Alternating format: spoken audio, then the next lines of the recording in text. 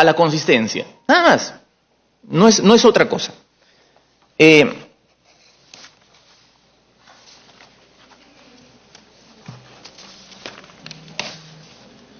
cuanto a la pregunta de la congresista Aramayo sobre el conflicto de competencia de atribuciones, me remito a lo que dije, el TC no tiene competencia en este caso por el Código Procesal Constitucional. A ver, doctor, disculpe, yo le voy a pedir una última interrupción por respeto. Quisiera escuchar a los dos invitados que... No, y ahí terminé. Ah, qué bueno. Muchas gracias.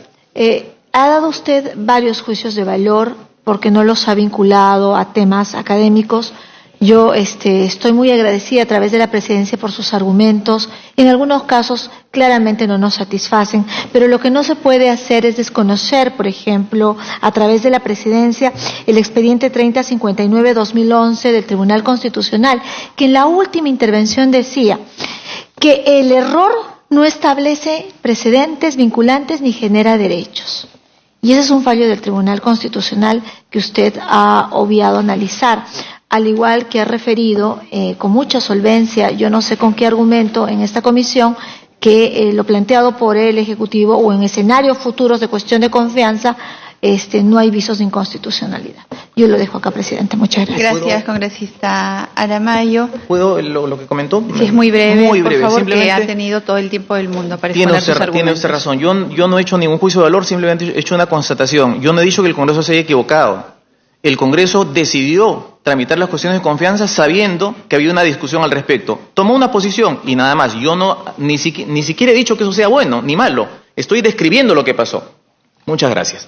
Sí, y estamos creando nuevas figuras constitucionales como la exhortación a la coherencia. Debemos tomar nota.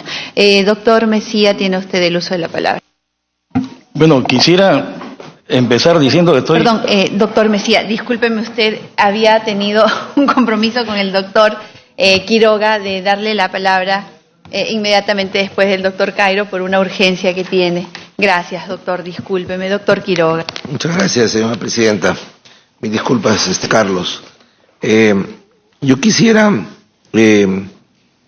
hacer un esfuerzo de síntesis y señalar, en primer lugar, y no me había disculpado por haber llegado tarde al principio, pero venía de clases, y es un tema harto interesante, tratar de ver una suerte de interfase entre lo que puede ser la academia y la vida política cotidiana, entre el ejercicio de la política. Es ciertamente un tema leccionador.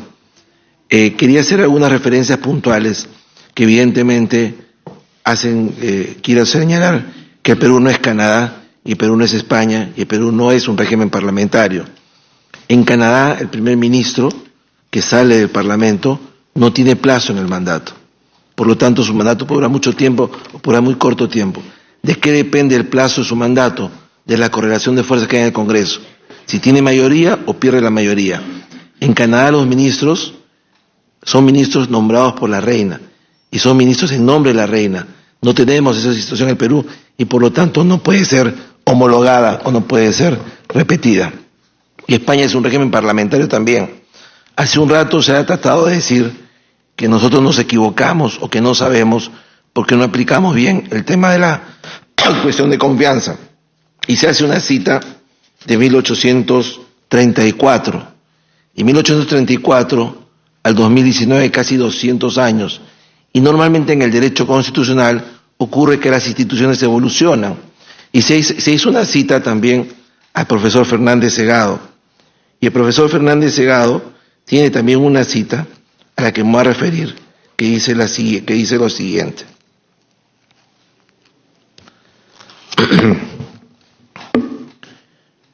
Su texto es La cuestión de confianza y el marco jurídico constitucional, por Francisco Fernández Segado, a quien se citó hace un rato para tratar de demostrar que no tenemos lecturas y que nos equivocamos. Como es sabido, la relación gobierno-parlamento adquiere un matiz específico en el gobierno parlamentario, en el que el gobierno se establece y mantiene sobre la confianza del Parlamento. Es la concesión o negación de confianza la última ratio de la responsabilidad política gubernamental, cuya exigencia se traduce en la remoción del gabinete. Los medios prácticos para verificar si el gabinete ministerial continúa disfrutando de la confianza parlamentaria son dos. Unas veces que el propio gobierno, quien toma la iniciativa de efectuar dicha comprobación, presentando al efecto una cuestión de confianza ante la Cámara y otra vez la iniciativa pertinente del debate parlamentario es adoptada por los miembros de la propia Asamblea. Es decir, no tiene nada que ver con la Constitución peruana, en donde es el presidente de la República el que nombra a los ministros y el que nombra al presidente del Consejo de Ministros, y en consonancia con él, dice la Constitución textualmente, nombra a los demás ministros. Entonces, no se pueden hacer analogías de instituciones que son ciertamente diferentes. Pero claro, hemos tomado el tema de la cuestión de confianza y se dice que el artículo 132 diría una cosa distinta a la que yo he dicho. Pero el artículo 132 de la Constitución dice lo siguiente: la desaprobación de una iniciativa ministerial no obliga al ministro a dimitir, salvo que haya hecho cuestión de confianza. Para llegar a la conclusión de que el Premier tiene que renunciar, hay que hacer una doble interpretación. Que cuando se dice acá ministro, se refiere al Premier, y cuando se dice acá iniciativa legislativa, se refiere a la reforma constitucional. Hay una doble interpretación para llegar a esa conclusión. Pero en el artículo 133, la Constitución sí se refiere al Premier. Por lo tanto, yo me ratifico en mi interpretación para poder sostener que, en primer lugar, si se puede hacer una cuestión de confianza y se puede separar la cuestión de confianza de la aprobación de la norma. No hay ninguna norma en la Constitución que hable de la esencia o que hable de una cuestión de confianza con mecha retardada. Que se da la confianza hoy día, pero que si mañana más tarde no se aprueba la iniciativa legislativa, entonces uno tiene por rechazar la cuestión de confianza. Eso no existe. Eso pasa por una interpretación harto discutible de la Constitución. Respetable pero discutible. Se pregunta si el cambio constitucional de la Constitución del 93 es posible. Sí, es posible. Toda Constitución es posible de ser cambiada, solo que tiene un requisito. El requisito es que se haga conforme a la propia Constitución, lo prevé, conforme al artículo 206 de la Constitución. Ahí aparecen dos temas. En primer lugar, la reforma de la Constitución es del Congreso. La iniciativa puede ser de otro, pero la reforma es titularidad del Congreso, porque el Congreso es el constituyente derivado. No está prevista la Asamblea Constituyente. Por lo tanto, la Asamblea Constituyente no es un tema previsto para reformar la Constitución. Es verdad que en una sentencia el Tribunal Constitucional, bajo la presidencia del doctor Alba, dijo que si era posible llegar a una Asamblea Constituyente, se habría un gran consenso político, pero requiere dos cosas. Es una interpretación de una sentencia del tribunal y requiere de un gran consenso político. Evidentemente, si hay un gran consenso político, cualquier cosa se puede hacer. La pregunta es más bien al revés. ¿Se puede imponer una reforma constitucional sin consenso político? Y yo personalmente, con todo respeto, creo que no. Y por eso la Constitución exige un quórum especiales para la reforma de la Constitución. Y por eso la aprobación de una reforma constitucional es tan diferente de la aprobación de una ley. Requieren 66 votos y un referéndum, o 87 votos en dos legislaturas ordinarias sucesivas. No es tarea fácil. ¿Por qué esa dificultad en la reforma de la Constitución? Para alejar la modificación constitucional del facilismo en el Parlamento. Justamente por eso. Eso es lo que dice el texto de la Constitución, eso es lo que habría que respetar. Ahora bien, por supuesto. Congresista Lescano. Pequeña. Bueno, el doctor Quiroga dice que Canadá no es Perú. ¿De acuerdo? Inglaterra tampoco es Perú, porque son sistemas políticos y jurídicos distintos. La Comisión de Venecia, doctor, tampoco es Perú. Tampoco es Perú. Sistema europeo. ¿Qué le parece la situación de la consulta de Comisión de Venecia? Porque estamos en la misma línea, ¿no? Porque si usted considera que Canadá e Inglaterra no tienen que ver nada con Perú, la Comisión de Venecia mucho peor, pues. ¿No le parece? Gracias. Si me permite responder, porque tengo el tema absolutamente claro. La Comisión de Venecia parece un nombre extraño, porque es Comisión de Venecia, pero se llama Comisión de Venecia porque sesiona en Venecia. Es una comisión creada al interior del Consejo Europeo. ¿Para qué se creó la Comisión de Venecia? Para que los países exsocialistas que se iban occidentalizando tuvieran un proceso constituyente apropiado y para asesorar a esos países. Pero después ha admitido miembros latinoamericanos. Entre esos miembros latinoamericanos hay dos, miembros plenos y miembros observadores. El Perú se hizo algunos años miembro pleno, con la presidencia del doctor Mejía estando en el Tribunal Constitucional, que podrá darle más luces que yo.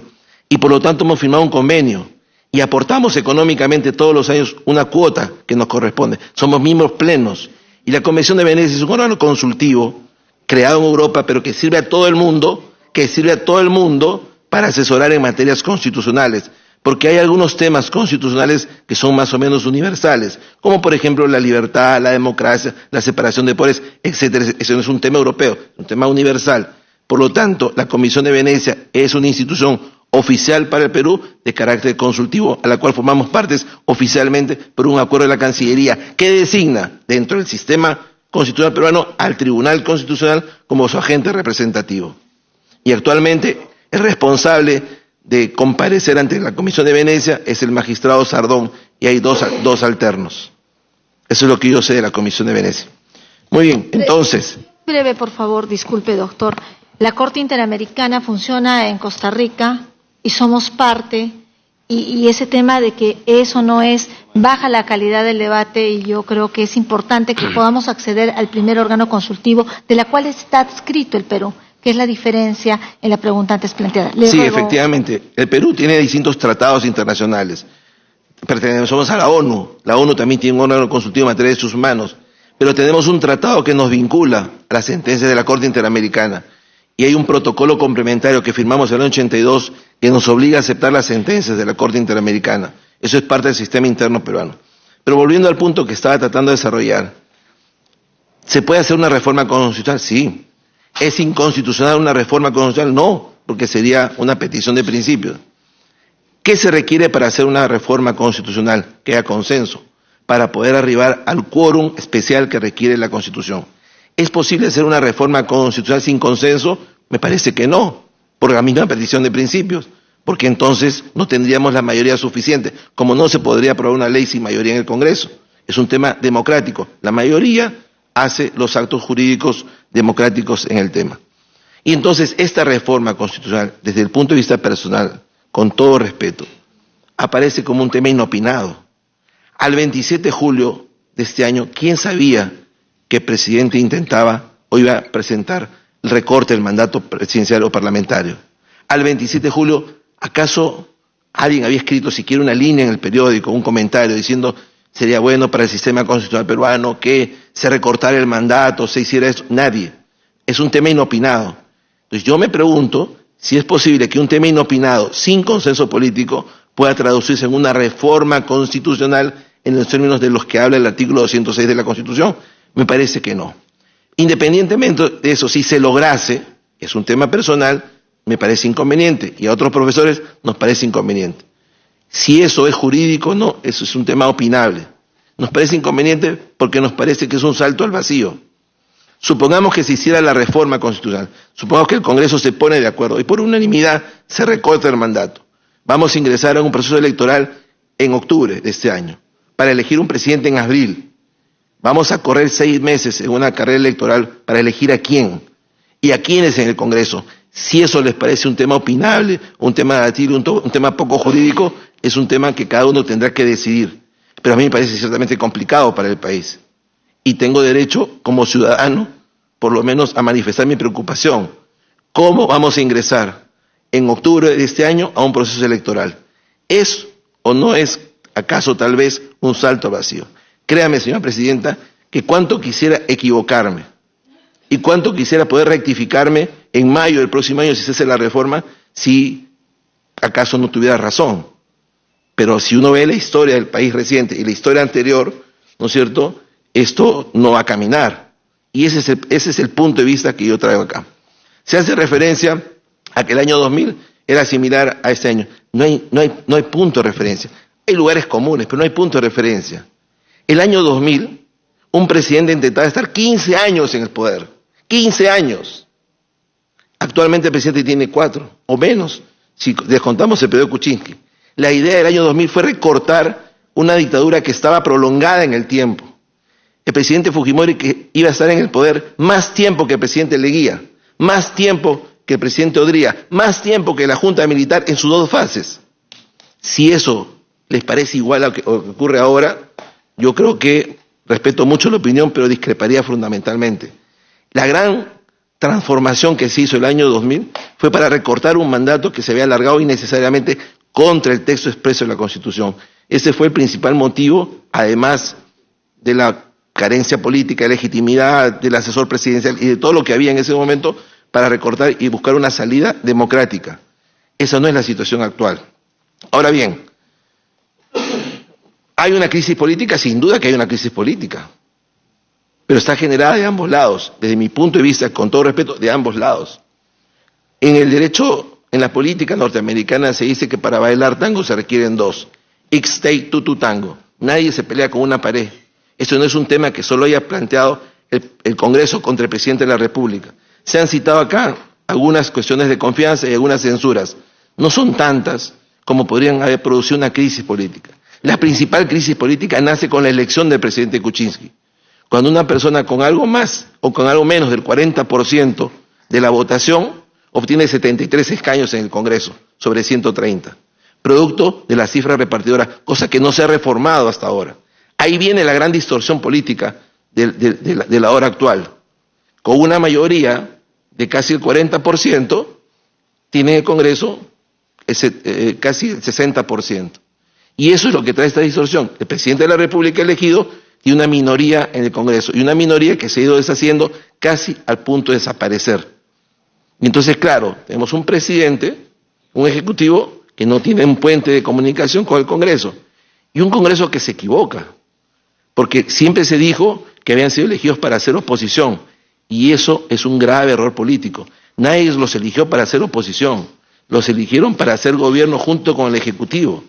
Y en esa distorsión y en esa falta de sintonía surge todo el tema, con el tema de la vacancia primera, con el tema de la vacancia segunda, con el forzamiento de la renuncia, y ciertamente sería un desastre ir a otra vacancia presidencial. Así como no se puede amenazar de disolver el Congreso con una interpretación forzada de una cuestión de confianza, que no deja de ser una interpretación forzada, como lo ha reconocido el propio Premier en julio, cuando dijo que no se podía ir a disolver el Congreso con una cuestión de confianza porque estaba basada en una interpretación que era discutida. Tampoco se podría, creo yo, razonablemente plantear una vacancia presidencial, porque no podemos estar de vacancia en vacancia cambiando a las autoridades que han sido legítimamente elegidas. Otro es el camino del consenso, tanto para gobernar como para sacar adelante el país, como para hacer una reforma constitucional. Pero estamos entrampados en que se quiere hacer una reforma constitucional forzando el uno al otro. Uno tiene iniciativa y el otro tiene la autoridad, y ambos se quieren forzar. Y entonces la situación es en la que estamos ahora actualmente.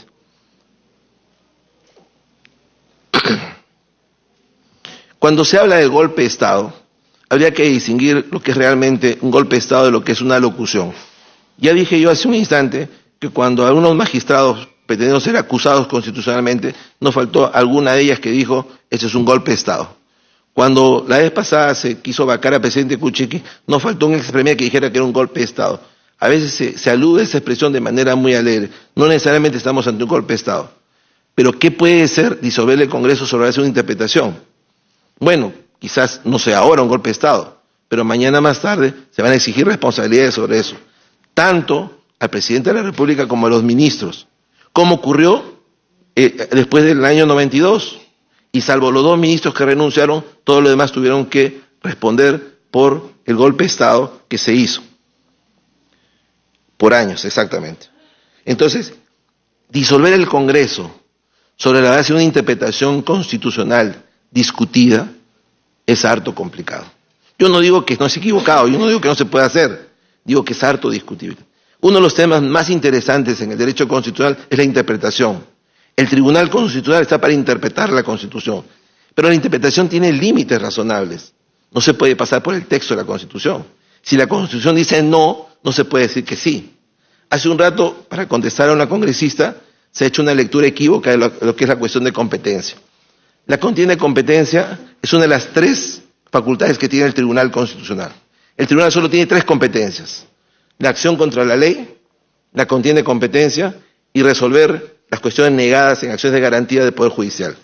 ¿Qué cosa dice la Constitución? Acá se ha dicho que el Tribunal no tiene competencia porque es un tema administrativo. Ya, francamente, yo estoy asombrado de lo que he escuchado. ¿Qué cosa dice la Constitución? No, señora, gracias. ¿Qué cosa dice la Constitución? Son atribuciones del Tribunal Constitucional, artículo 202, conocer los conflictos de competencia o de atribuciones asignadas por la Constitución. Esa es la facultad constitucional. ¿Cómo la desarrolla el Código Procesal Constitucional? De la siguiente manera.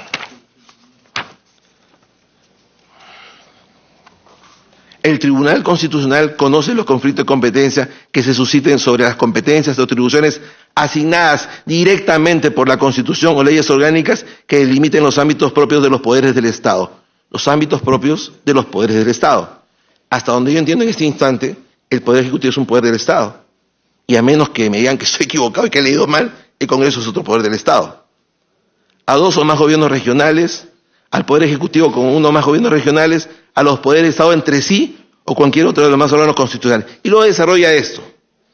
Pero para decir que eso no existe, se lee la parte final del artículo 113, los efectos de la sentencia. Entonces definimos la institución por los efectos de la sentencia.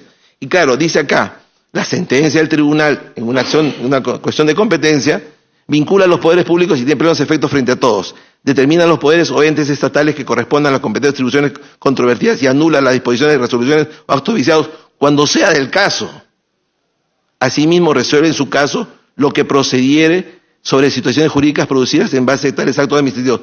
Asimismo, resuelve en su caso, cuando sea el caso, lo que corresponda a las situaciones jurídicas sobre la base de tales actos administrativos, si hubiesen tales actos administrativos. Pero si no los hay, no se refiere a eso. Entonces, definir la competencia constitucional del Tribunal Constitucional por los efectos al final de un fallo es un tema absurdo. Porque el tema claramente dice acá, al menos que yo esté leyendo, mal, ¿no? Dice, el Tribunal Constitucional conoce los conflictos que se susciten sobre las competencias o atribuciones asignadas directamente por la Constitución o las leyes orgánicas que limiten los ámbitos propios de los poderes del Estado. Los órganos constitucionales, los órganos regionales. Inciso 3. A los poderes del Estado entre sí o con cualquiera de los demás órganos constitucionales entre sí. Por lo tanto, conforme a lo que dice la Constitución, es perfectamente procedente que el Congreso lleve al Poder Ejecutivo a una contienda de competencia o el Ejecutivo lleve al Congreso a una contienda de competencia.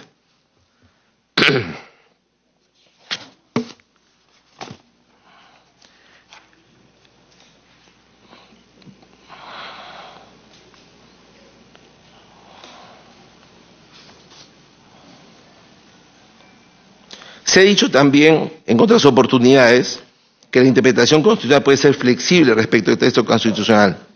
Yo a veces me burlo un poco de esto y me voy a disculpar el sarcasmo y digo que hay una interpretación chicle de la Constitución. Se quiere estirar y se quiere hacer decir a la Constitución lo que no dice. Es donde dice textualmente no, el intérprete dice sí. Ya ha ocurrido eso con una sentencia del Tribunal Constitucional que después en la presidencia de Héctor Mesías se tuvo que modificar, como fue el tema del control difuso para los entes administrativos.